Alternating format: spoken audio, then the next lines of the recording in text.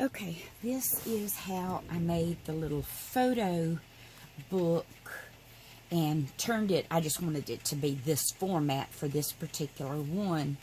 Reconfigured the spine, and I used an insert from a Dollar Tree photo book and then just put it into the spine that I made using two of the cover cuts from the Pocket Notebook.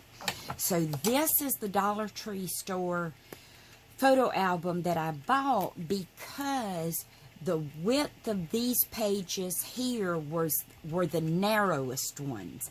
They had another book there that was a soft-sided. This was a hardcover one, but the pages were extended about another 1/4 of an inch because this part where it joined the little, like, spine section was wider, so those wouldn't work the same way that this one would.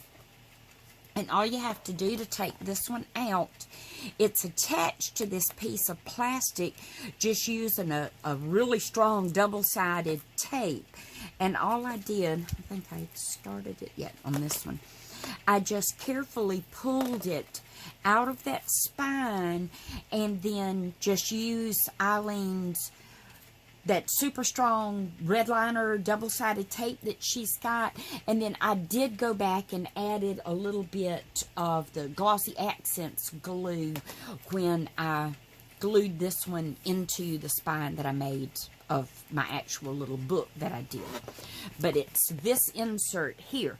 I did find that some of the old little things like this that you used to could get at Walmart, and if you have any of these just stuck back somewhere, this one will also fit, and it easily comes out of the center of the book, but you may have to use a different binding. You may have to use elastic or something to slip it under. But to create the 5/8 inch spine on the cover, all I did, and this is just done on cardstock just for me to show y'all, I just put it in my scoreboard and scored each spine section at 5/8 of an inch. So then when I made my folds, that's where my hinged section will be, because everything was then recovered with cardstock and pattern paper.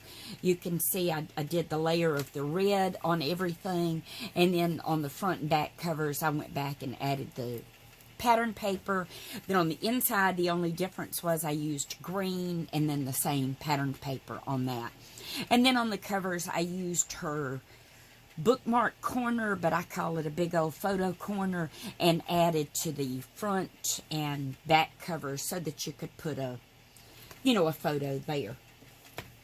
And what I did was, on the die, I actually took a piece, because this is just the sample piece I cut from the 110-pound cardstock. But the cover of this one is just cut from that heavier poster board that I get at Walmart. And all I did was took another piece of the 110-pound cardstock, layered it over this section of the die, not the whole thing, just this section, so that it didn't indent my score line so much. That way it was easier to go back and rescore it. This piece I used I don't know what you would, I guess a buffer piece on. This one I didn't, and you can tell the difference in how it indented the score lines. But this was mostly just so I could show you about the 5/8 inch scoring.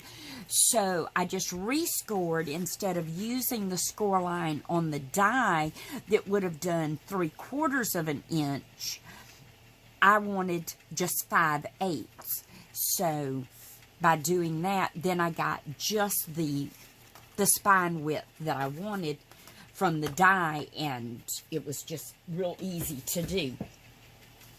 So that's what I did to create this particular little project, and just from the little hardcover insert book. But what I did was I actually took one of the cover cuts with me, just out of cardstock. So when I went to the Dollar Tree, I could make sure that whether it went from the spine I was going to configure, it still fit within the perimeter of the cover of the book.